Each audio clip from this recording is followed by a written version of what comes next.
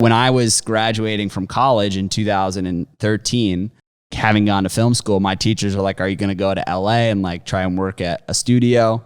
And I was like, no, I'm going to like go on YouTube. And they're like, that is so stupid. Like, what is YouTube?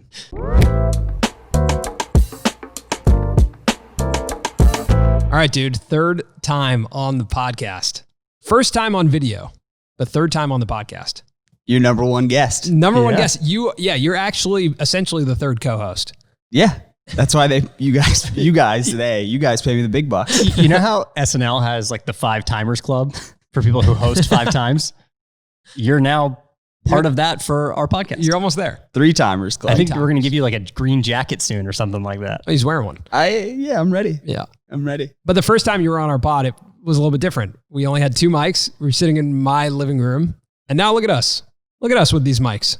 What was the context of that podcast? Like where was it? We were post road trip? Yeah, that was right after our road trip. Just got back. Yeah. You just had a pretty transformative experience. Yeah. Both on the way up and the way down. Yes. Mm-hmm. And then we went back and we recorded and we were excited. Yeah, man. It's kind of like what launched our friendship, which is awesome.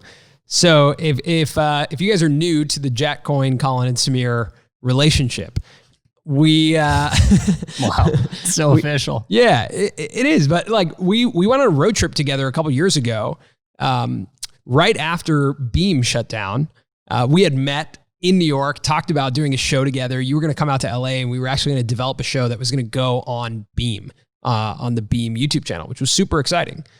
Yeah. And a few days later, once we flew back to LA, there was news that started coming out about Beam shutting down, and you shot us an email, and you were like, hey guys, I don't know exactly what's going on, but everything should be chill. Like, and then a couple hours later, it was like, hey guys, I'm no longer at Beam. Everything's not chill. And then the next morning it was like, hey guys, I got an RV. I'm still thinking about coming out west. Do you want to go in this RV with me? And you guys said yes. And we said yes.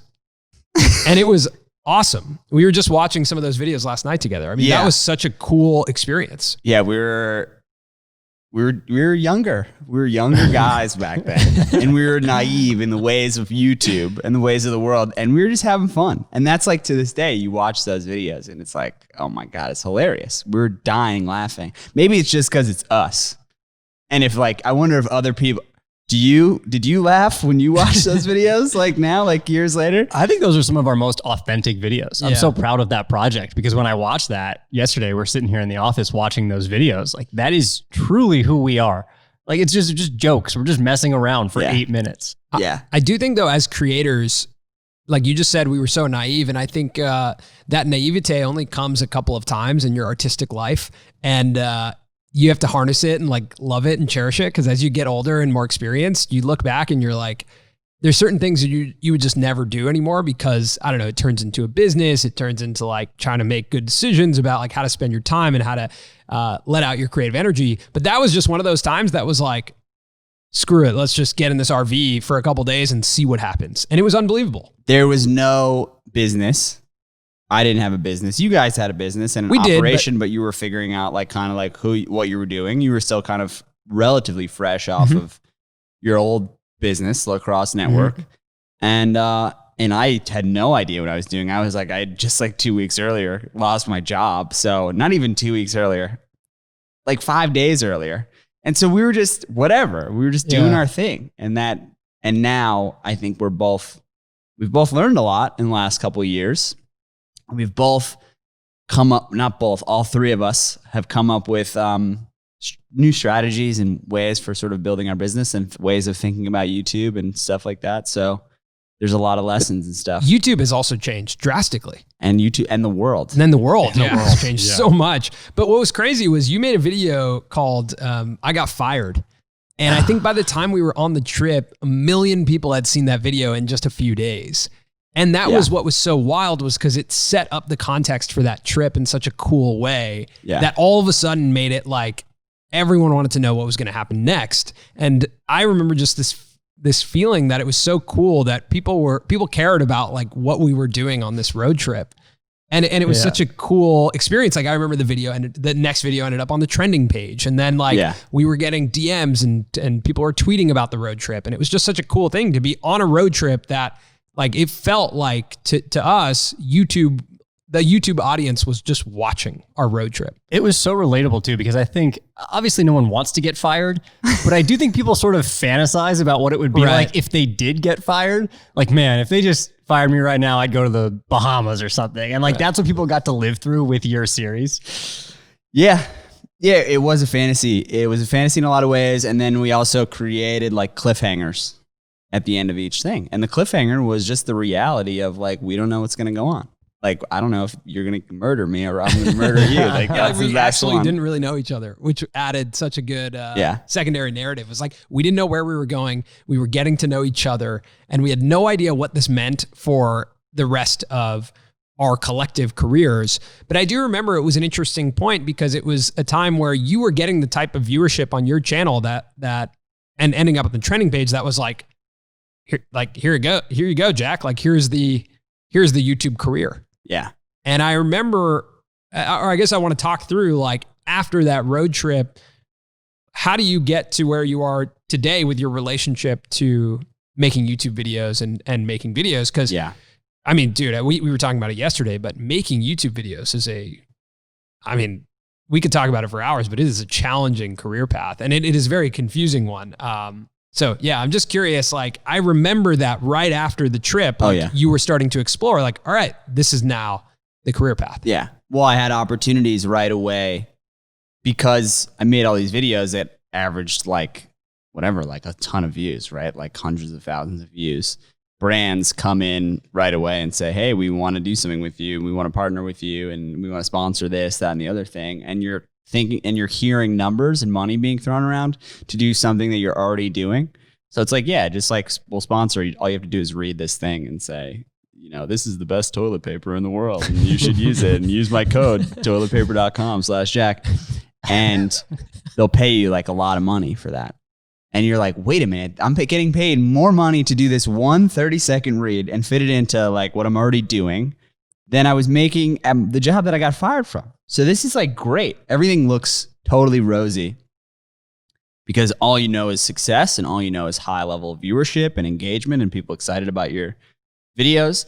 And then I think you get caught up in this world of you have to repeat that same, you have to play this engagement game. And when we went on a road trip and got tons of views, and when I made the video about how I got fired or whatever, and I wasn't expecting to get over 1 million views and have that thing like become super viral, I was just like, this is a story that I want to tell for my own, for posterity, for my own like life's narrative. And the same thing with the road trip. And I did it because it was fun. I didn't do it because I wanted to like get paid. But then when you start getting paid, it kind of like distorts that a little bit. So I went down this path of having lots of opportunities to get paid and feeling like I should just, I can make a video about this, I can make a video about this, and I could add this sponsorship in here and get paid here. And all of a sudden, you become, because it's your job, you become too reliant on the paychecks, and you become too focused on that. And the content ends up taking a hit, and all of a sudden you're worried about your emails, and you're worried about your manager, and you're worried about people who are brands that are saying, hey, we're going to pay you to do this thing. And it stops being about the passion for just doing it for me. And so I went down this path of like kind of losing myself and losing like, why did I want to do this in the first place? And then the viewership suffers because maybe the audience is like, is this guy kind of mailing it in on this one? Or is this idea kind of half baked? Or is he just doing this to sell me something? And I think that you emotionally go through a lot grappling with that. Like, what's your role? Are you here because you went to film school and you want to become a filmmaker? Or are you here because you want to make money? Or are you here because you're trying to take advantage of an audience? Or just because you liked making videos? And that's where it started from. And so I kind of went down that path for a while, and I was like feeling pretty lost and not sure of what I should do with it and what I should do in my career. And then I've made videos about this, but then my dad got sick, and I kind of was like, all right, this is a good opportunity to shut it down and just go home and spend time with family and reflect. And so I went home and just did that for a while. He passed away. It was like great to be with family and kind of like think about what's important in my life, think about what I want to be. And then like more time goes by, and then and then I'm like, okay, I think I'm ready to sort of get back into this. I get an opportunity to work on a travel show where I'm the assistant director. I'm not the creative head or whatever. I'm not coming up with the ideas. I just show up on set every day and we travel around the world. And it's this show called The World Your Way, produced by Refinery 29. So we traveled to 10 cities all over the world and made this crazy, sick, creative travel show. And that kind of was like, okay, this was great because I didn't have to like come up with the ideas. I didn't have to sell myself. I just got to work hard every day and be in new places. And then I was like, let's go back into YouTube. Now I have this new desire to like create videos that are meaningful to me and kind of bring back that thing that was there originally, where it's not about money. It's not about views. It's not about making anyone happy except for myself. And so I started doing that again. Pandemic happened, but I just kept doing that. And I've ever since then have made a ton of videos that I'm really happy about, that have way less views than anything I did at the beginning, but I'm way happier than I was sort of after I had that initial success. So that's the whole story. Yeah, that's a lot of metamorphosis over the past couple of years. It's a lot that we've gotten to witness and, you know, kind of share friendship throughout it. In those initial stages, right after the trip, when you start exploring like these brand deals, Colin and I always talk about like there's three things that are factors when you're in the YouTube career. One is, what do you want to make? Two is, what does the audience want to see? And three is, what does the YouTube algorithm want to feed to people? Yeah. And you have to consider all three of those things. So it's like you essentially, your percentage of, do I want to make this, is actually reduced to like 30%, right? It's like, that's only 30% of the decision. The other 30% is like, does my audience want to see it? And then the 40% is really like, well, YouTube, can I craft a title and thumbnail that's good enough that YouTube will feed this to people? And that gets to be a really confusing dance, because now you're playing with like, you're essentially playing a game a lot more than you are just focusing on what do I want to make? And that pressure, I think, is one of the most challenging things to deal with as a YouTube creator. It's the pressure of like, you put out something that you're really proud of and the views are 10% of what you typically get. And you're like, that's bad. Yeah. That's a bad decision I made. And that gets really confusing because you're like, wait, but that's the thing I wanted to make. And so I think that, you know, betting your income and your career on YouTube uploads is your entire income and your entire career on it is not smart. Having it be a part of your kind of ecosystem of how you operate in the creative career is it's a huge leverage point, a huge advantage. Yeah. But I think that's something that we've probably all learned throughout this whole experience. Totally. And we talked about that a little bit yesterday with me. And probably part that I left out of the story is that I'm doing a lot of work that's not necessarily on my YouTube channel, just production work. And so then the YouTube channel truly gets to be, this is what I love. I'm just telling a story that I'm excited about. And then for me, it's my YouTube channel is Jack Coyne, and people subscribe to it because of me. They were like, this guy, I like this guy or whatever. I'm interested in hearing this guy's story. And so I have a lot of flexibility and leeway, I think, in the type of content that I'm creating and sharing on the YouTube channel. And if I'm excited about something, the audience is going to appreciate it for the most part. And so then that takes away two of the pieces. And then the third is the algorithm. And right now, it's like, I'm not really worried about it. Right. Like, I'll get to a stage, maybe, in YouTube where I care about that again, but I'm not even thinking about that or focused about that. I'm just making stuff. I don't really care how many people view it. As long as like the one or two or three right people look at it, that makes me happy. It gives me satisfaction. I liked how yesterday, too, you talked about your production company in terms of it being like a plumber. So you're saying like, I look at what I'm doing with my production company, the work I do for others, as if I'm a craftsman, not necessarily an artist. And I think there's a sense of calm personally that comes with looking at yourself as a craftsman. Like you mentioned, you're working for that travel show and you're not the one coming up with the creative ideas. You're just showing up every day to work. Totally. And it can be tough, I think, when you have to come up with 10 creative ideas, because your well of creative resources it just empties. Yeah. And you never know how much energy you're going to have in there. I'd be curious to know like what that was like on that travel show to be just kind of an employee and not like the head. Yeah.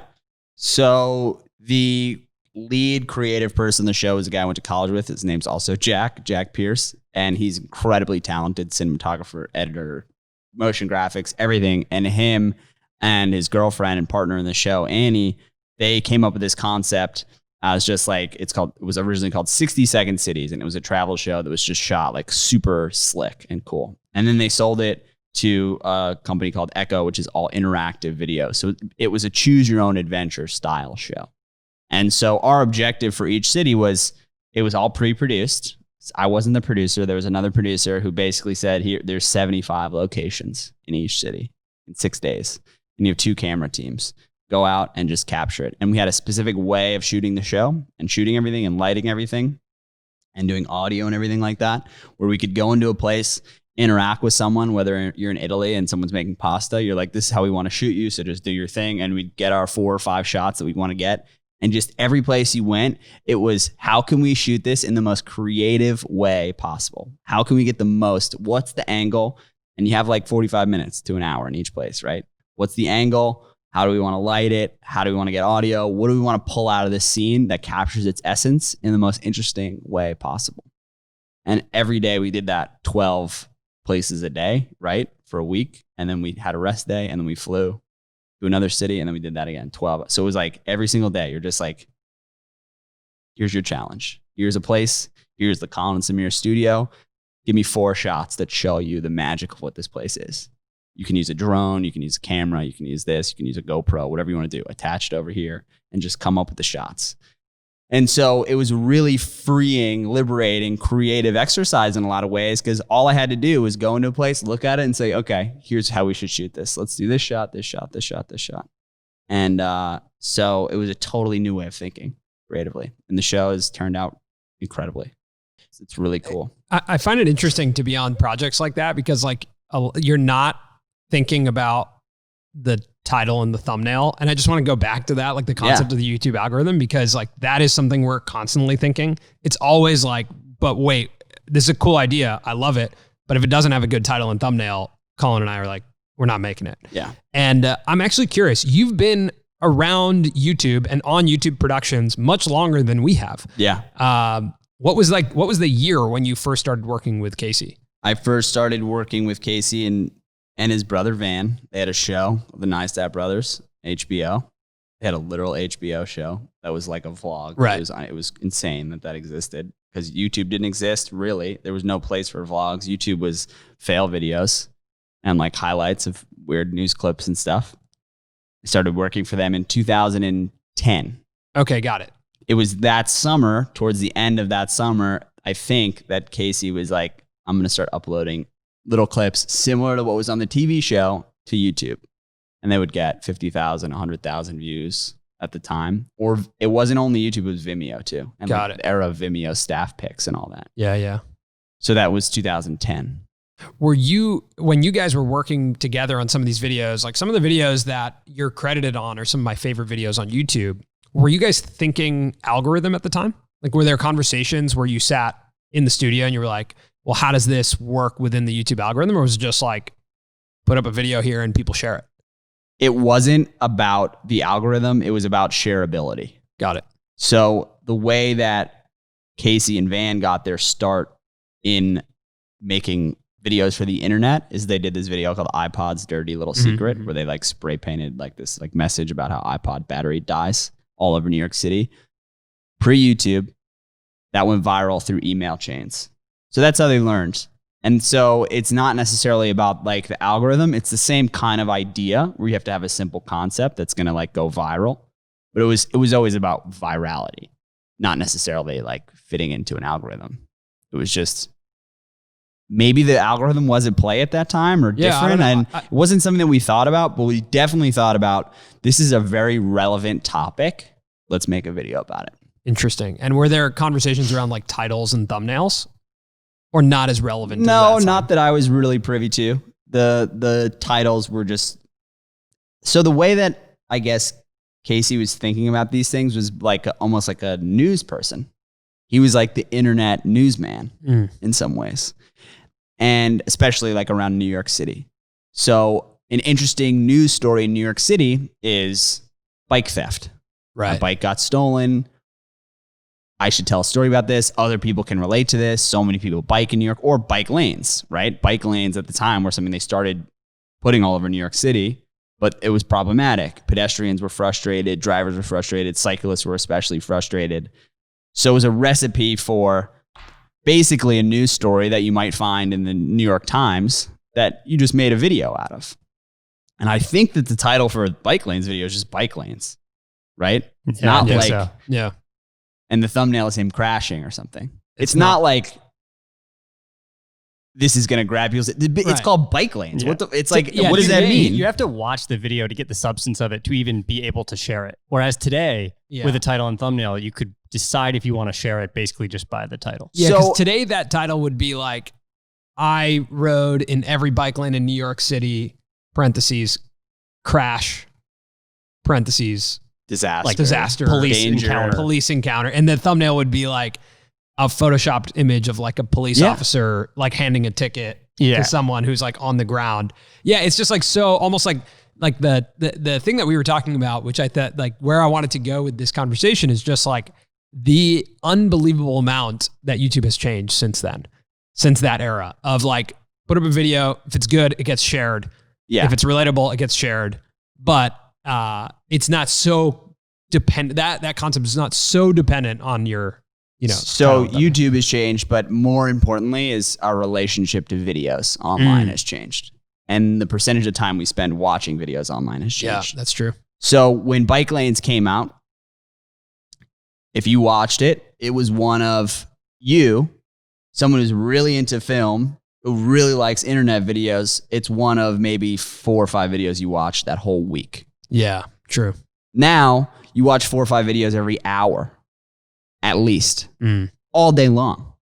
You don't even realize it. Scrolling through Instagram, videos in your feed constantly. TikTok. So as much as I could watch 15 videos TikTok, in a minute. how many videos do you watch on TikTok? Like every minute you're watching 15 videos. So think about that change in our behavior, that change in our culture, where when I was graduating from college in 2013, having gone to film school, my teachers are like, are you going to go to LA and like try and work at a studio? And I was like, no, I'm going to like go on YouTube. And they're like, that is so stupid. Like, what is YouTube? I said, it's going to be a big thing, right? Because I already in the last couple of years have noticed myself and everyone else watching more and more videos. And that was like maybe post BlackBerry, but like iPhones were starting, but you weren't really streaming videos on your phone. Our relationship to video has changed more than YouTube has changed. And YouTube's algorithm and needs have changed to suit our society's relationship to watching videos. Wow, that's a really good point. Yeah, that is interesting. I like that a lot. It's kind of like when people get older, they're like, wow, the years just go by much faster. And the concept there is that like when you're younger, the percentage of your life that a year takes up is significantly less than when you're older, right? Yeah. When you're 5 years old, like a year is 25% of your life. Super significant. When you're 31, it's totally different. Yeah. And as you get older, it's even more different. But that's an interesting note that like today, watching a YouTube video makes up a much smaller percentage of your online video or just general video consumption than it used to.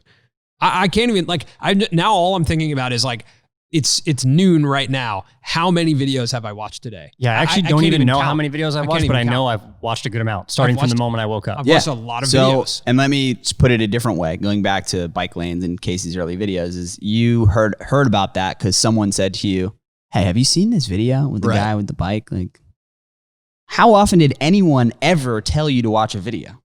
Not very often, right? Like there was no mechanism for sharing videos. Someone would email you or it was word of mouth. There was a lot of word of mouth. And you'd go to the computer lab at your school and whatever, and you'd sit down and we're talking about 2011 or something. Like you weren't watching videos on your phone. Now, all day long, people DM you videos. It was a much more novel experience to be watching a video online. Yeah. So I think you like sat with that experience, remembered it impacted you. And you wanted to share it. The only thing, there's nothing else around it. Now, all day long, your friends are sending you videos. I mean, we send each other videos all day, and I feel like we don't even watch all the videos we send each other. No. Right? Like, I know we don't. Definitely not. Wow. Well, Samir, I sent you a video yesterday you didn't watch. Which one? Let me look it up. Yeah. So I'm in group chats with my friends on Instagram where they'll send a video, like something from like a Barstool Sports, like a funny thing. Someone's falling down the stairs. Or I'm whatever. all in on that stuff. Colin doesn't like that. And 5 people are in the chat. And then like an hour later, like someone else will send the same video again and be like, "Do you guys see this? Hilarious." And it's like the other guy's like, "Dude, I just sent that an hour ago. Like, get on the. It's like I can't keep up with the amount of videos you sent me. And back in the day, you know, it's a totally different landscape that you're playing in. And so Casey would make one video every 3 weeks or something that was about a highly relevant news topic in the hopes that it would go viral because people would say, "You got to see this video." All right, which video was it called? This one. You didn't even say anything about it. I watched it. You didn't say anything about it. We talked about it when we came in here, didn't we? No. We talked about it with someone else. I talked about it with someone else. Yeah, okay. But yeah, I watched that. Okay, well, it would have been nice if you had told me. I watched it, but I was in motion at the time. That's the thing. Now you're watching videos while you're doing other stuff. I'm watching videos while I'm doing other stuff. But yeah, I watched that. So just to be clear, I just want to know that want the audience message was received. I just want the audience to know that I watch everything Colin sends me, but he just said publicly he does not watch everything I send him. So what year did iPhone add the thing where you like double tap and you can like heart and like thumbs up stuff? No idea. Yeah, no idea. Yeah. Probably, obviously way later than these early videos, right? I think that's another example of the attention economy and how hard it is to sort of capture someone's like your significant other, your best friend can tell you something important and you're just, okay, cool, thumbs up. Yeah. That's wild, man. That to me is the same thing as like making a video that is potentially hugely impactful and like not really that many people care about it. Yeah, it's interesting. The quantity of information we're sharing with so many people within a day sort of dilutes the impact. Yeah. Yeah. So yeah, that's interesting. And that's what makes us have to try and capture attention with like big, grandiose, things. So you, Jack, you had mentioned obviously there was a big life moment when your dad got sick and you went through like a lot of reflection and then a lot of transformation through that process. I think it was around that time that you started to run as well. Yeah. Right. I remember you ran the LA Marathon around that time. In a crazy fashion. In a crazy way. Yeah. But obviously like you today, we haven't known each other for that long, but in the years that we have known each other, like who you are today and who you were on that RV trip, you're like an evolved version of that guy that I met. You want to go into that? No. And basically what I wanted to ask you is like, you think I'm hotter? Yeah. Is that what you're saying? Confirmed. Yes. That's what I'm saying. Yeah. Dude, I mean, you got bleached hair. It's long. You got this cool earring. You're like running 8 miles a day. Like you got a lot of cool. You got this cool shirt on. Like a lot of things have changed. Far more attractive. I need to swap this out actually for a Ragaman. You do need to swap that out for a Ragaman. But like, what were some of the things that you like through that transformation? Like, what do you think you came out valuing that was different from prior to that experience? So there's a lot to unpack there. I think that what I do now is like take every day, appreciate every single day, appreciate like little moments more so than I used to. I try and appreciate like just like the beauty of like life in a way. And I know that sounds like a little bit like a stereotype or whatever, but like that's genuinely what I do, right? Like the fact that I woke up this morning here and the sun's coming up and the sky's pink this morning and blue, and like I look out at the Santa Monica Pier, like it's insane. It's gorgeous, right? And then I can just like go down the street and there's someone smiles at you and like I get to hang out with you guys and I love you guys, and like all those things add up to me to like what's really important in life. Like having this big vision for where you want to be in 20 years, it's like, it's tough to put too much, to invest too much in that because there's so much that's great along the way. That's like, yeah, you can have ideas, but you never know what's going to happen. Life's a roller coaster. There's so much that's out of your control, but what's in your control is saying, look at this little thing that's happening right in front of you right now. That's beautiful.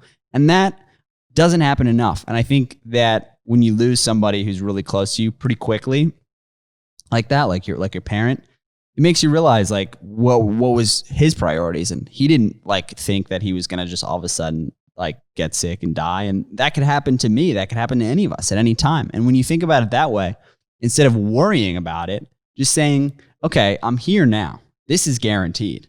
What's in front of you. Like that's like what's guaranteed in life. What you're going to get in 20 years is not guaranteed in life. And there's things you can do to try and go down that path, but there's also so many externalities that you don't have control over. So it's like about appreciating what you do have control over, appreciating and you have control over appreciating things that are in front of you, right? And so that's sort of how I try and live my life as much as possible is, squeeze the most out of every day. Like squeeze the most out of like, what are you learning? What are you creating? What are your relationships? What's happening in your relationships and the people that you love and care about and the stuff that's around you? What books are you reading? Sort of like, how are you appreciating like the little basic things in life that have been around forever? Not the new, fast, like shiny thing that's in front of you. Not the iPhone 12 that comes out that everyone talks about for 3 days. It's like, it doesn't matter at all. There's so much beautiful stuff that's happening, or so much just like human stuff that's happening that we should, I think, appreciate more. So that's sort of how I've changed in a lot of ways, like I guess spiritually. And then where the running comes in is running to me is like meditation, and it helps you when you run for an hour, you have to put your phone away, right? Like you can't be watching videos while you're running. I guess maybe you could.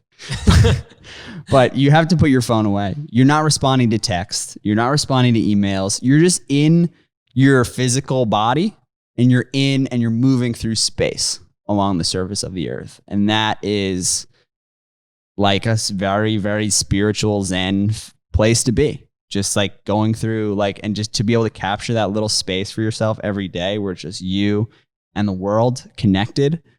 I think that people have lost that connection in some ways. And for me, it's not the same for everyone. For me, running brings me that every day. And so to have that little thing to grasp onto is just, and it clears my head. And then after that, if I run in the morning, the rest of my day, I've already accomplished more than a lot of people. And so everything else is a win. Dude, that's really cool perspective on both things you just told us. I want to watch that clip every morning. Yeah, what you just said. That was like a really, really beautiful perspective that I think it's hard to achieve, especially when you're in this, in kind of like just a constant phase of like grind mode. And I think what is encouraged in us when it comes to work is to always look to the future. Where's the next check coming from? Where's the next gig coming from? What's next in the business? How do we evolve? How do we compete? How do we, where am I going to buy a house in 10 years? Like all this future thought, I think consumes like over 50% of your brain on a daily basis, which leaves very little room for any sort of present thought.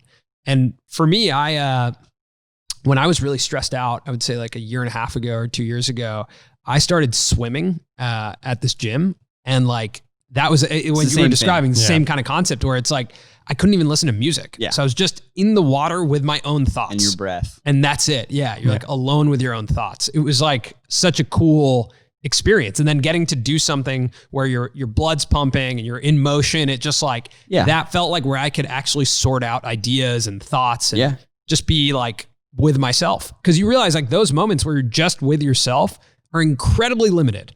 Like if you had a percentage, like you have screen time on your phone, if you had a percentage of like how your brain is operating or how you're spending your time, I think it would really surprise you to be like, time with just me and my thoughts is like less than 1% of my day. And I think starting your day that way is super important if you can. Like I've been surfing in the mornings more than I ever have before. And it's the same type of thing, like just being out there. I can't even look up anything or focus on anything. Like anything that I would have to do once I get into the office, I literally can't do. And that's like a beautiful thing that I just have to be out there by myself in the water. Yeah. You guys have talked about this on previous podcasts, but like just the attention economy and just how everyone's constantly fighting over not everyone, how businesses and how corporations are fighting for your attention. And it's really hard because they use psychological tricks to steal away the time and your own resources and your own brain power. And the way to fight back is to capture moments like that, to go somewhere where there's no cell service for an hour or whatever, and like realize like, it's actually not that bad to like not be able to take a phone call for an hour, to go for a run, to go surfing, to go swimming, to like put yourself in a place where like you can't access that. And the only thing you have is what's going on up here.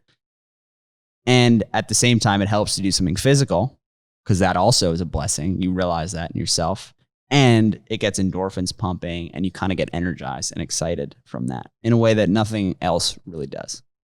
It's interesting. There's that saying, like, everything in moderation. But I feel like for a lot of people, including ourselves, like, screen time is not being moderated most of the time. Not at all. It's just not even through close. the roof. Yeah. No.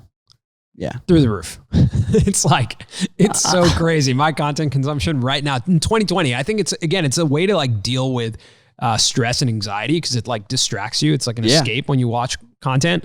And I think this year has had so much underlying anxiety, even in a moment where you don't feel anxious. There's like a general underlying, like, this world, like, especially being here in the US, it's just like, everything's kind of crazy right now. So there's like an underlying level of anxiety that I've realized, like, my content consumption has gone up. I've fallen out of most of my routines, and I'm just like, this helps me escape and like not think about anything. So let me watch, Logan Paul unbox these Pokemon cards for 4.5 hours. I think that's what the world needs more of. That's what we need more of. The best thing I've done is roll back how much I watch once I get into bed. Like, I try and make it a rule now that's like, if I'm getting into bed, like, I just don't watch. Because there's nothing I need in that hour that I'll be watching videos. And I did that all day. I looked at my screen. Right. I do bring the iPad into bed and watch shows and stuff. Yeah, I watch shows in bed as well. Yeah, I love Katie, shows, yeah. Katie, I'm not saying I don't that's watch different shows. though. Yeah. Dude, Katie, she literally keeps the phone, like, I'm talking about like downstairs, like far, before she goes to bed. Plugs it in, alarm's on there so that she has to get up and go to it and turn it off. Lays in bed. Once she's in bed, there's no screens. And I'm like, I used to be able to do that, but now I'm like, I get anxiety about like actually being able to fall asleep. Yeah. And so like, I want to bring it in bed as like a crutch to be like, well, if I can't sleep, then But that's I'll just causing watch you some not content. to be able to Exactly. sleep. Yeah. Well, exactly. the running thing also helps with that. Physical activity helps with sleep too. Like when you wake up early in the morning and you like work out really hard, it helps you fall asleep. So you're saying exercise is good. I'm saying exercise is good for you. So you're saying that I think there was a time where we were doing these food episodes that I remember myself at that time, I was absolutely not working out. And I loved when we would do these food episodes where we would just eat like burgers all day or pizza all day. Epic times, because I remember I was like, well, this is work. So like, I mean, come on. I'm not going to. I'll eat 4 burgers in 4 hours. Eat 4 burgers and you would go 7 home slices smelling of pizza. like meat. Yeah. Katie would be like, what did you do today? Yeah. She's like, you got to stop hanging out with Jack. Yeah. He's such a I bad think the first influence. time you slept at my place in Echo Park, we woke up and I gave you a kale smoothie. Yeah. Yeah. Yeah. It's delicious. Just like a real welcome to LA. It's good. It's a nice balance. Yeah. It's all about balance, baby. We were just we were doing this piece. We did this talk about creator business and creator monetization. Yeah. And we brought up the example of the Burger Boys t-shirt. Do you remember we made a Burger Boys t-shirt? We designed it, but we never made it, right? No, we designed it and we put it out alongside that video, which was, it was print on demand. And what? I forgot about that. I should buy one. Can you still access it? You can still. We didn't even buy one. No one bought one. 0 people bought that shirt, but it was a cool shirt. Is it still up on that episode? I have no idea. I have no idea, but it was a cool shirt. It was a good idea. Anyway, we were giving a talk about diversifying creator revenue, and we brought that up as an example for a failed. What? Merchandise. Merchandise. Yeah. What not to do. Yeah. Don't do that. Oh man, we should get those shirts. Let's find the design. Let's make them. Let's just make 4 Dude, of they're them. rad. I was looking at them. I was like, We should these are just cool. make 4. We should just make 4 of these. That's it. That's easy. Yeah. We'll put the link below. Yeah. So also long hair, bleached hair. I don't remember when that happened. Earring, like there's a lot of like physical changes that came. Do you feel like more like yourself now than you did when you were, because I remember like watching you in the Beam episodes of Casey's vlog, and even just back when you were on Beam, even the way you dressed was different. I feel like, I think everyone is more like themselves as you get older. Yeah, right. that's Like true. your whole life and perspective and like way you think about yourself and how you act and how you dress, it narrows and narrows and narrows and narrows as you get older. For most people, that's a human, like that's a natural thing that we do. That's a defense mechanism. Pathways in our brain shut down as you get older and everything gets more narrow. It's a way of surviving. But for me, I'm someone who's always been very comfortable with physical change and like changing my look and changing my hair. I've always every time I get a haircut for too long, I'm like, I got to change this and do something new. So I think that was a big part of it. When I last summer was like kind of like a little bit like not sure what I was going to do before I went on this travel show, before I booked that gig, I was planning on running the New York City Marathon. I had a summer of like, you know, back when we could this is like back when you could like interact with people and go to bars, party and all that stuff. Like, remember those good old days? I don't remember those. So we had a summer of like fun. And I said, you know, it's July or August. I'm going to get a mullet. Like, this is the time. Dude, I remember you sent me a picture of the runner with the mullet. Oh yeah. I follow that guy. Yeah. So Super there was rad so look. there was so it was like kind of like a runner swag thing. I was like, I'm running New York Marathon soon. I got to start growing a mullet. Like, it'll be sick. So I started growing a mullet, and then I was like in New York. And then the day after the New York City Marathon, I went to Mexico to continue shooting the show. And then from Mexico, I went to Miami, and then I was like in the swamp in Miami, and I was like on the fan boat with the thing going. And I was like, dude, this is crazy. Good luck. And then I was in like Colombia. I just was traveling, and there was no place to get a haircut. And everywhere I went, people were like, mullet, dude, that's so sick. And I'm like, yeah, that's it. That's my thing. So I was just rocking the mullet. And then I went to Taiwan in December, and I decided I'm going to change it up again. And I bleached it like this crazy, like fully like crazy yellow. Not it was blonde. A wild look. And the guy who did it like only spoke Chinese. Like, he didn't speak any English, and I didn't speak Chinese. And so he was like, oh yeah, you're good. I'm showing him pictures of Brad Pitt. I'm like, make me look like him. The guy's like, thumbs up. I looked insane. And then I was in Hawaii, and I had the like long mullet and the thing. And then I went to Australia after that and continued shooting this show. And so I was in Australia for January and February. And in Australia, if you have a mullet, you're a god. You're literally like, people go crazy. Like, not women, the dudes. So you're in Australia, and every dude's like, oh, dude, your hair is so sick, mate. And they're literally coming up, they're touching. They're like, oh, awesome, dude. So I'm like, yep, word. So then I came back to New York, and the pandemic hit, and I couldn't get a haircut. Like, literally couldn't get a haircut for months, right? Because they were all closed.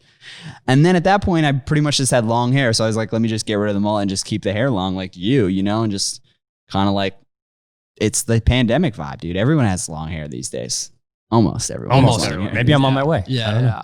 I dig it. I think it's cool. I think, first of all, I think you actually inspired me to grow my hair, because I was like looking at you, and I feel like, like there's like two different, like a couple different people were doing it, but you were growing your hair, but at the same time, I felt like you were becoming like more wise and artistic, and like, it wasn't just the hair. It stood like, for a shift. You had this shift in a vibe of like, oh, Jack's like, he's owning his body. He's like, he's like owning himself. Like, he is himself now.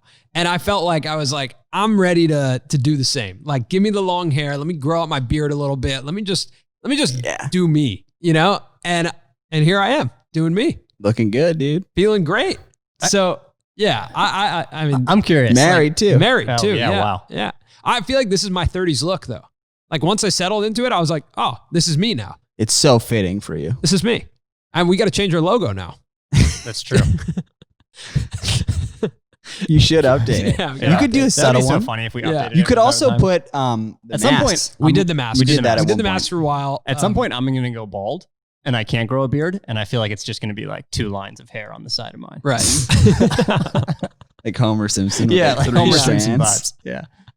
Oh man, I'm curious. So you've like found, you feel more like yourself now. You're a born and raised New Yorker. For a second, you moved out and lived with me in Los Angeles. Then you've traveled all over. Do you feel like now that you're back in New York City, you've reconnected? Like, do you have a different relationship with New York right now? 100%. I talked to you guys about this a little bit yesterday. But when I came back from this trip, I was ready to leave New York. I was over New York. It just felt like there were too many people there. Money was too important. everywhere you look, there's brand new buildings being built, and they're like luxury condos, right? Like $2 million, $3 million, $4 million apartments, like constantly like adding $3 million apartments. And it's like for years, it's been obvious that New York was just catering towards more and more rich people from all over the world to come in. And it's like this great international hub of rich people. And that's not what like makes New York special. It's supposed to be a melting pot of everyone in all cultures. And it's supposed to be accessible. And it wasn't that. And, you know, I just was like, it's too much for like bankers and international money people and shell companies and Russian oligarchs. Like, that's like what the city's become.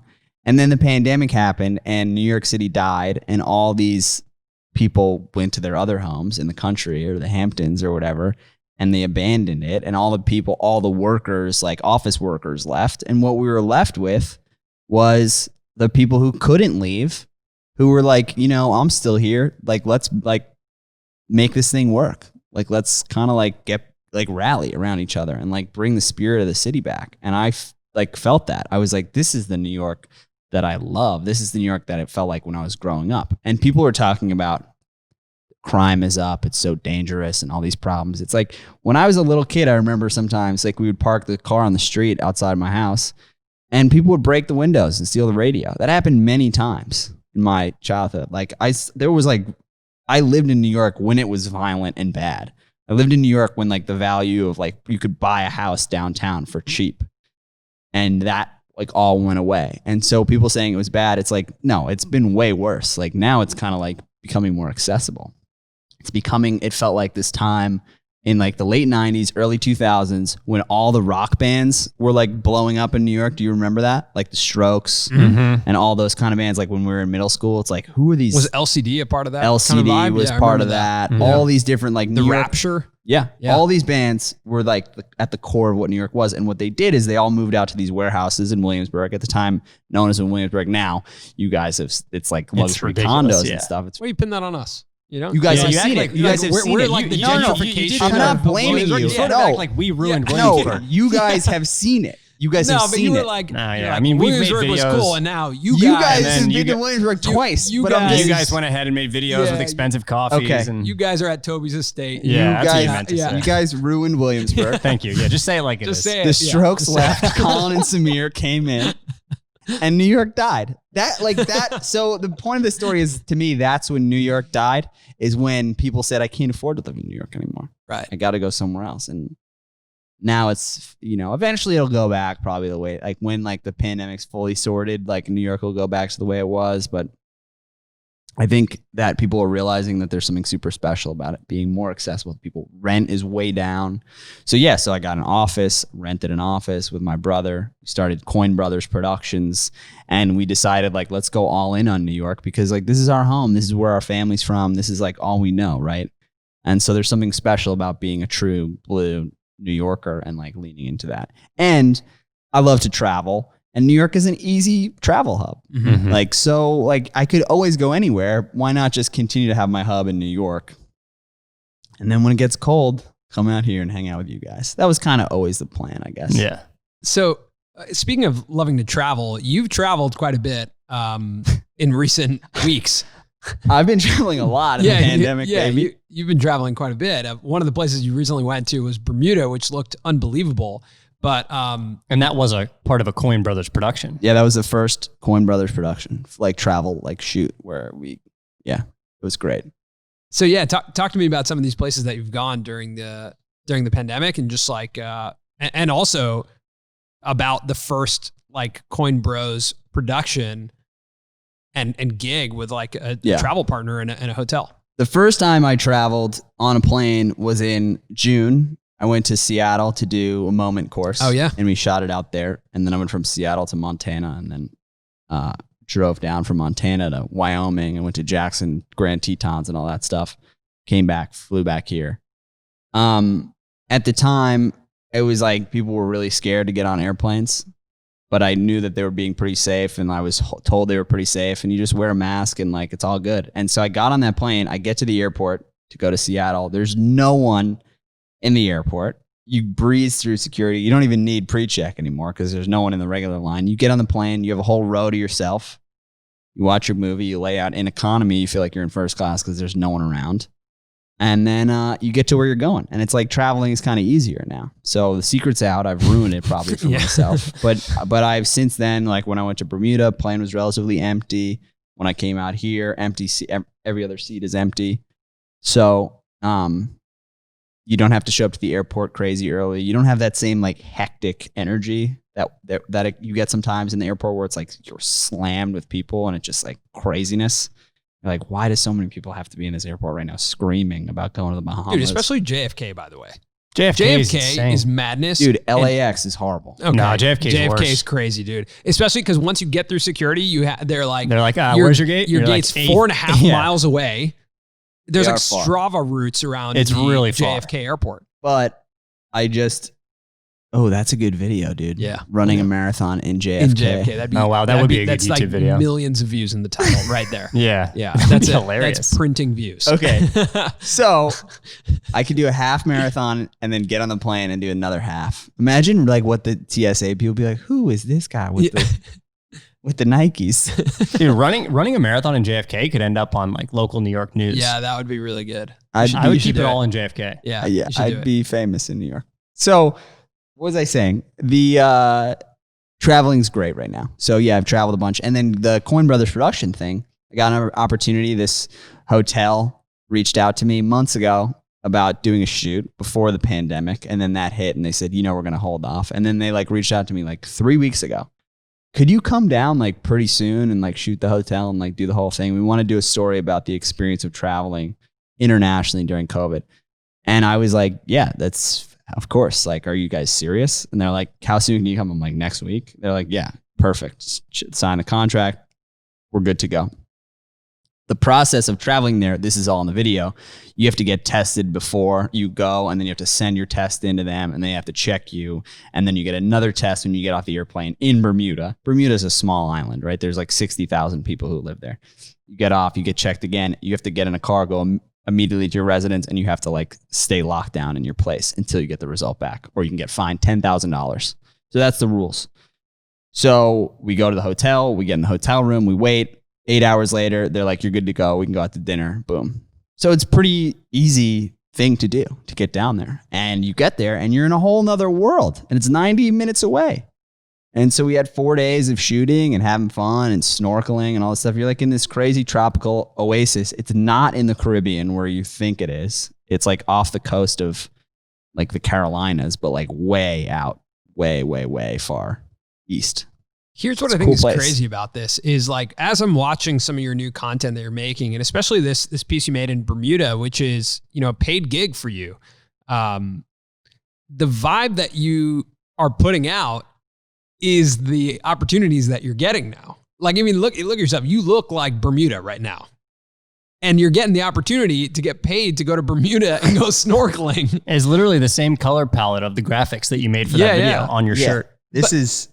But I'm saying that, like, I think that's such an important thing is it goes back to that concept of like kind of being with yourself, understanding yourself, and then exuding that into the world. And then the world will give back what you're looking for. 100%. If you are Bermuda, the world will give you Bermuda. 100%. 100%. Yeah, you guys got to start getting on your Bermuda. Yeah, and I think that's important. It's like if you are in that kind of grind mode, which we've been in, and you're kind of stressed and like you're really intense, like the type of opportunities that are going to come your way are going to match what you're putting out.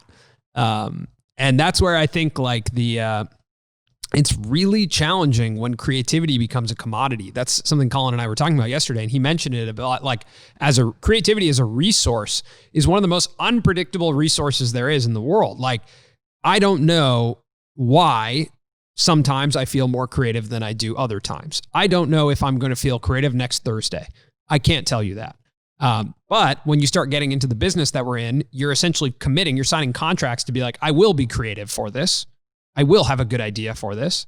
And if it starts piling on top of you and you're not positive, like how you're going to make it happen and you're getting stressed about it, like the creative's going to feel stressed. And like you mentioned earlier on the podcast, like around what, at the time when you were kind of doing a lot of advertising and brand deals, it's like, that's when you commoditize creativity in a way that's like really straining. Yeah. And I'm just looking at the stuff you're doing now, and like, especially that trip to Bermuda, and I'm like, that feels like where it's aligned. It's like, this is in my path of things that I would do, and you're going to give me the opportunity to do it. It's setting me up for success to be creative. Yeah. And I can commit to it. And like, it's not overwhelming. And it's and it's good so vacation. Right. But it's so enjoyable as a viewer too, because like I finish your video and I feel less stressed. I think that every creative person or YouTube channel or, entity that's out there, they all have something that they kind of are best at, that they do, that people realize and they realize, and it's kind of, they merge, and that's where they're like, that's where they have their success or whatever. And you guys in the last couple of years have really found that and honed that. And with you guys, what it is you are like analysts and thinkers about what's going on. And your creative execution is incredible. Like the visual stuff, it looks great, but that's not really as important. The core of it is the way that you guys think about stuff, analyze it, break it down, and share it with people. And that's really special. And with me, what it is, and this goes back to our road trip, it's I think my personality, ability to have fun, and an ability to bring that out of other people who are around me and encourage you when I'm with you to laugh and smile and like not take things too seriously. I'm not good at making videos. Like I'm not like good at like shooting. Like I'm not good with cameras or sound. Like nothing that I do like actually looks or sounds that good. But what I do is I think I have an ability to like, when I put the camera on you and say something to you, get you to say the thing that's like, wow, like that's like so funny that they said that. And like that we went down that path and we had that. And when I'm in Bermuda and I'm interacting with some random stranger, I can kind of bring something out of them through my personality and through my energy and through having crazy whatever hair and style and just kind of like doing my thing and vibing. So that's what I'm leaning into. And that's what the Bermuda video and all these other videos, when I did this series about how to make an NYC, and I'm going to small businesses that are struggling, I'm helping them find the light in the stuff that in a hard year, in this shitty situation for a lot of people. I think that I'm like continuing to hone that and figure that out. And the beauty of working with my brother is he's a very talented craftsman and shooter and editor and all that stuff. And so I can elevate the style a little bit and not worry as much about how do we shoot this and get the lighting and all the other stuff, because I suck at that anyway. I can just focus on kind of like having fun, being me, and getting people to kind of get on board with that. Does that, you guys feel that? Like, yeah. I feel like when we watch we were watching the road trip, you guys were acting in a different type of way, but you were yourself. Yeah. You brought like I would say like a really fun, childish energy out of us that a lot of times we don't have. And that we don't express. And I think that trip, like when I think back to it, it was just this like release of like, oh, let's just have fun. Like there's no pressure here. Let's just have fun. Yeah. I think if you're like an effective host or a correspondent and hoping to like show true humanity, you have to have that ability. Like that's such an important trait to be able to like pull the essence out of other people, like pull the best out of other people. And like for you now to be able to focus on that and let your brother focus more so on the production. Yeah. I think it's like showing that the videos now are better. Yeah. The childlike thing is, I think, important, right? Yeah. Because that's what it is. And that's connected to what I was saying earlier about appreciating little things in life. Like when you're a kid, you appreciate the all you think about when you're a little kid is what's right in front of you. It's when you get older that you start worrying about the big da-da-da-da. If you can still maintain that to some degree every day in your life, that childhood sense of wonder, that's pretty special. And I think I'm trying to maintain that as much as possible. I think that's really important, especially because like we all choose to be in this creative business, and being in a creative business is essentially tapping into that kind of like childlike feeling of just getting to make something and be amazed that you made something. Yeah, totally. So with kind of this new wave of Coyne Bros Productions, you're making videos that are on and off YouTube and going in different places. What's your relationship to your YouTube channel now moving forward, and what is the future of Coyne Bros Productions? Well, that's why I'm here. I need you to like I know you have this really cool. You have this really cool project where you're giving away $1,000 to different creatives. Like, But I'm just curious, like, how do you view YouTube as a part of this? I view YouTube as one outlet and one vehicle for telling stories about people, inspiring people doing positive things. And for me, an inspiring person doesn't have to be something huge and massive that you think is. Everyone's inspiring in their own little way. And so if everyone had a little bit more of that positivity in their lives and around them and encourage it with the people around them, the world becomes a better place.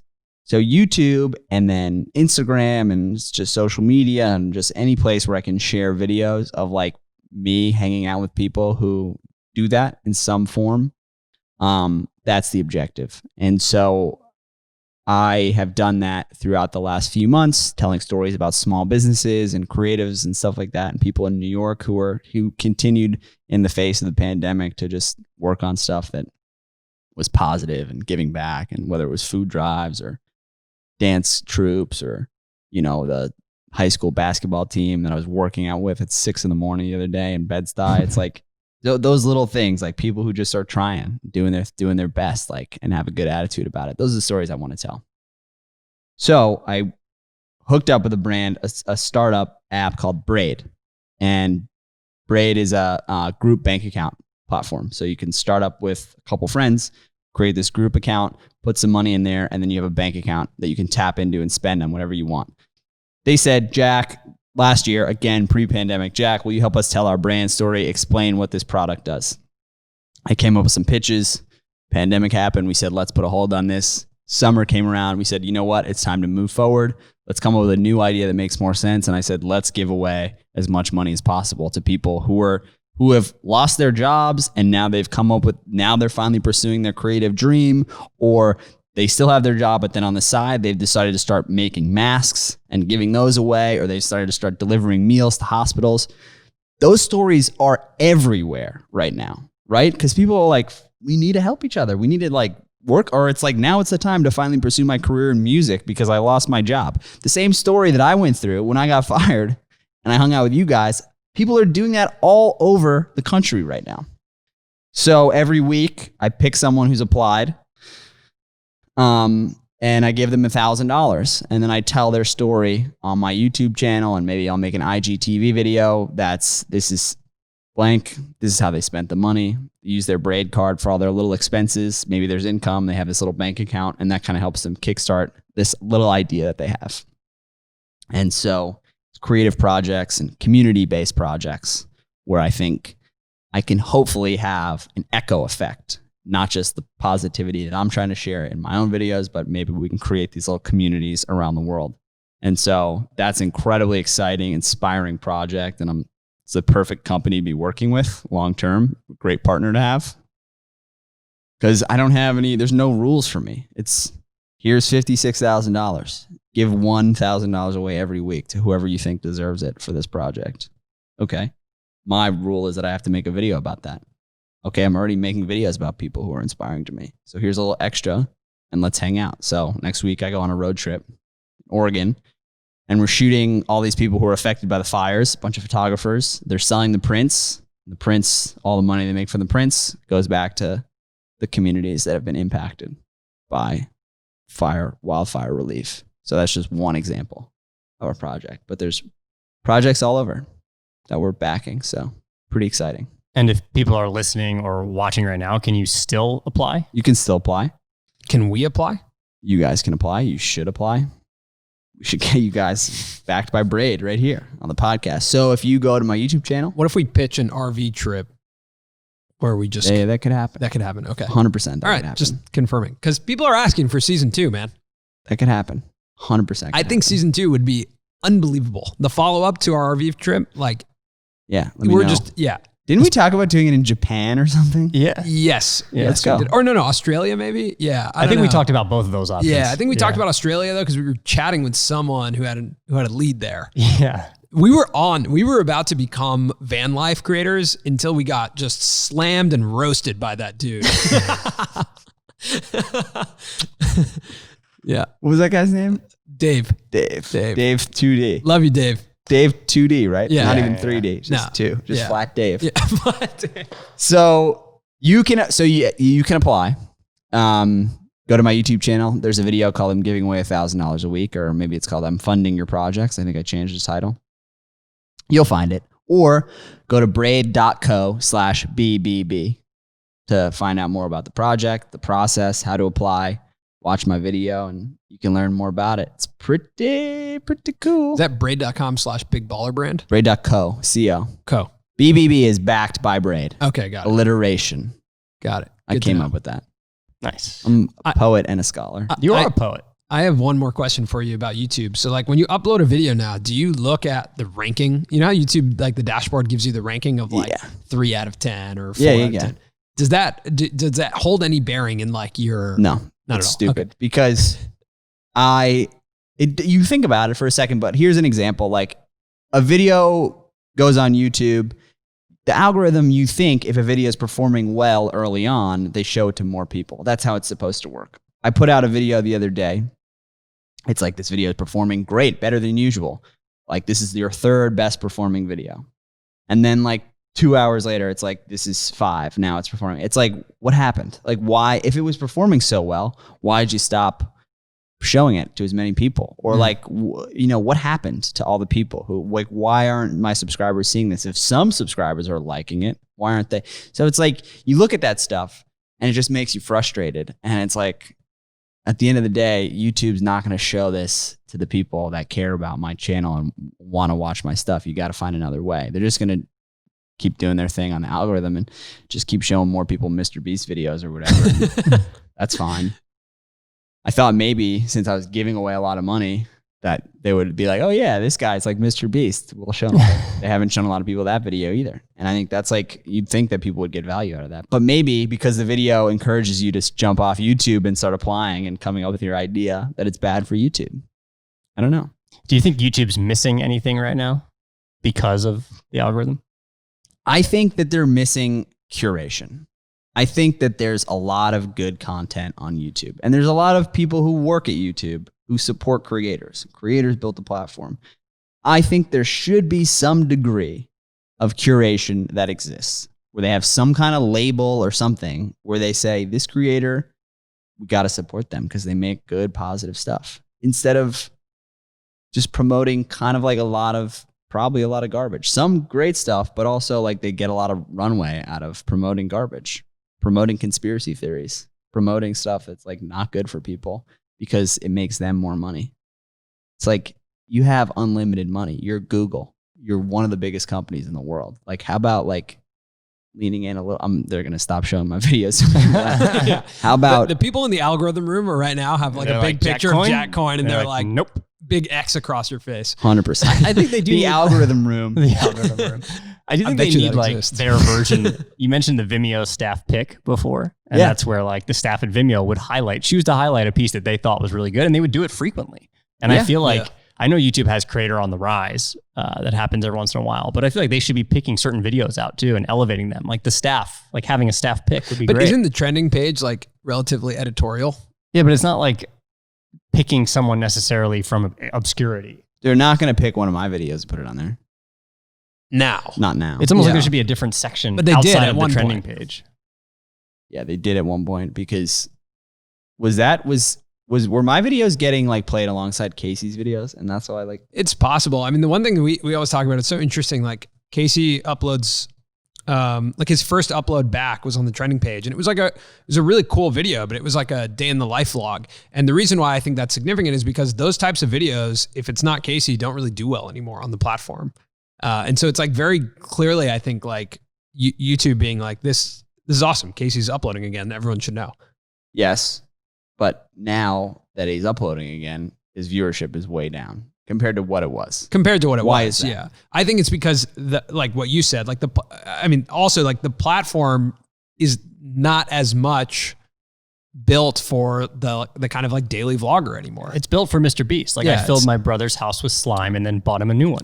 Yeah, that's valuable for people to like average human beings. It's probably good for them to watch that and become smarter. Right. Watching that. No, but like it's not as much for the like relatable everyday. It's for the more fantastic. It's for the more sensational. It's a completely different platform now. Yeah. And it might be a product of the daily vlog era, that at one point it was like, I can't watch daily life. These vlogs need to get better and crazier. Right. The flights need to get more expensive. I think Logan and Jake Paul, when they jumped into the daily space, elevated it big time into having to be sensational, because they were essentially writing a lot of these concepts that were more sensational. And then you have Dobrik come in with these like wild characters, and like all of a sudden the space changed overnight to being like people writing concepts to create situations for viral moments. Rather than such a bummer that it's gone, because his is even though there were some sensational parts of it, David Dobrik's pretty, this is my life, and come along for the ride. It just happens to be that his life is really dope and like cool and funny, and like his friends are interesting. Well, it's funny because he makes it that way. Right. Yeah. He creates friendship dynamics and creates things that happen that any group of friends could do for the most part. Sure, maybe there's like 40 seconds of the vlog that most friends can't do. You can't have Kylie Jenner show up in your car. You can't have Justin Bieber. You can't give away a Tesla.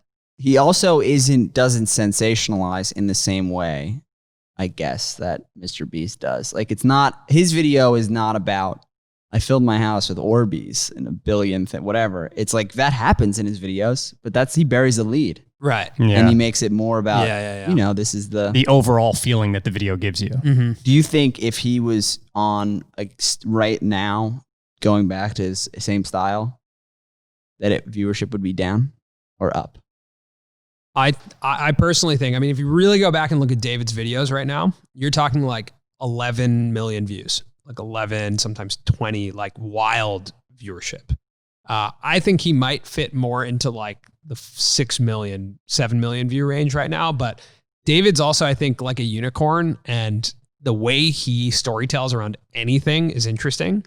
But I don't know that David would come back now, because he has other outlets where he can do it, like between TikTok and IG stories. Like, it's like, so unless he has hard? something, unless he has something to really make a YouTube video about now, like no reason to really. I feel like also, I don't know what he thinks now, but I know in interviews he said something along the lines of like, you know, traditional celebrities want to come onto YouTube. He's like, I kind of want to get off.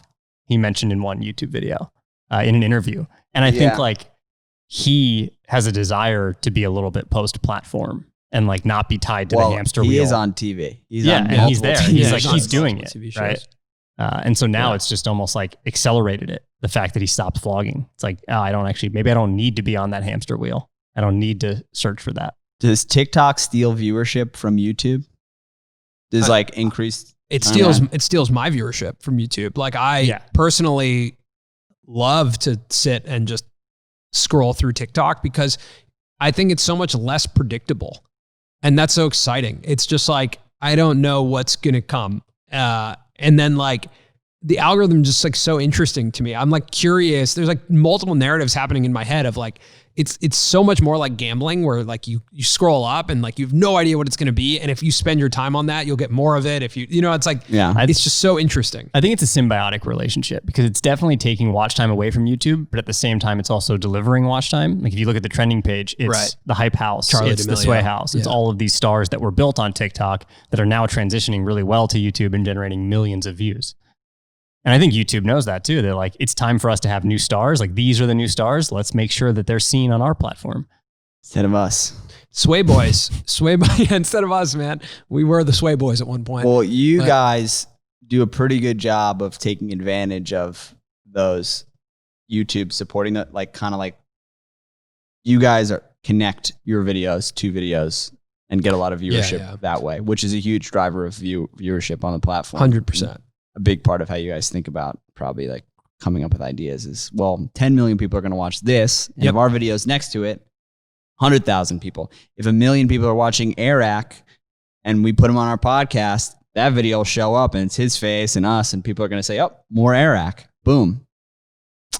That's exactly correct. Yes. Yeah. And now you guys know how they do it. You know how we come up with ideas. But we do think of it as like a funnel, and we need to pick topics that have a massive top of funnel, which is like if you think about it, like Kylie Jenner has a ton of interest. So if we pick Kylie Jenner as a topic, we probably could get to 1 million views, right? Mr. Beast, same thing.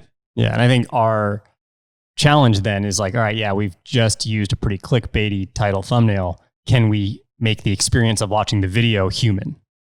Like that's, I think, the challenge that we face. There's a little hide the veggies in it, which is like a saying that the Yes Theory boys use a lot, which is like, hit them with a really clickbaity thumbnail, but then make it a really good educational experience. And I think that's the same kind of thing that we look to do, is we consider our videos educational. Yeah. And so like if we can get you to watch, then we can educate you and leave you feeling inspired and empowered. Yeah. If you learn something, but you weren't expecting to learn something. Yeah. Then it's like a surprise and delight kind of situation where you're like, oh, that's a really clickbaity title, but like I thought I was just going to watch Cardi B's OnlyFans, but I actually came out a smarter human being. Cardi B's OnlyFans. I remember texting you guys about that. Yeah. I was like, guys, Cardi B's OnlyFans. You did. You're our ghostwriter. Yeah. Yeah. You're in our ear. Now you know. Yeah. Now you know where it all comes from. A lot of our friends do. That one does well. Yeah. That one did really well. It's like 400,000 views. OnlyFans, baby. Yeah. That's a classic clickbait right there. By the way, that would have Show been really, boobs. that'd be really funny if we went on our RV trip and had extras on OnlyFans. What if I just started an OnlyFans? I think it'd be great. It would fit in with my look. Yeah. Colin has great hands. We could start an Only Hands. If it would generate revenue, I would be happy to put my hands on OnlyFans. You get a hand model in your OnlyFans. Yeah. Oh. It's just called Only Hands. To swap them out. All right, get in here. Now's this part of the video. We're going to need to borrow your hands. My hands, your fans. Yeah. Something there. Something spicy. I do think there's a huge opportunity for a home appliance store right now to just be called Only Fans. They just sell fans. Huge op. Yeah. It's just a big op. Like you can build a brand around it. It'd be super funny, and kids would be like, "Yeah, I'm down. I'll go buy a fan from OnlyFans." Or you do a direct consumer brand that sells good. fans. It sells OnlyFans. Yeah. And you promote it on OnlyFans. You could set that website up tonight. Yeah. And just start making them in China and just selling them. Mm-hmm. Yeah. Selling naked. Well, that's the end of all of our channels, and now we're going to sell fans. You could also do a home OnlyFans. Yeah, or like a home cooking brand that's like Only Pans. Like there's so many. There's so much to do right now. Like just tap onto the trend. Should we go to In-N-Out right now, or are you guys down? I'm down to eat something. I feel like hungry. I feel like we've rambled enough at the end of this I feel podcast. like we may have already cut this podcast. No. There's a lot of value here. There is a lot of value here. This feels like it should be part of the exclusive section. This is like some sort of like we could put this on only. like a platform where you would pay. Yeah. One of those. OnlyFans. Yeah, it's only our biggest fans who We only do talk it. about Yeah. OnlyFans. I think what we'll do is we'll keep this part as like the audio only, so the people who are listening, like at some point the video will cut, and then if you want to hear the rest of our conversation, you come here. But anyway, dude, it's great to have you here.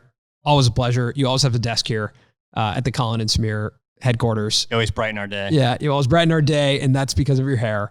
And and strictly because of your hair, that's it. Only reason. I'm just so excited to see what you're creating right now. Again, I just feel like it's just so you. And it's cool to see like the evolution from where we were to where we are, and exciting to see where we're going to go. If you have any ideas for me, text me and let me know, and I'll just shoot them, make them happen. But we'll do the RV trip for real. Yeah, we got to do the RV. And if you don't have Jack's number, you can just DM him ideas. Yeah, just DM me ideas. No, I was talking to you guys. I wasn't talking to the podcast. Yeah, but we took that. You off. guys, We gave it to everyone who's watching. Can If you don't have also- Jack's number, just DM him on Instagram. 917. Yeah. All right. See ya.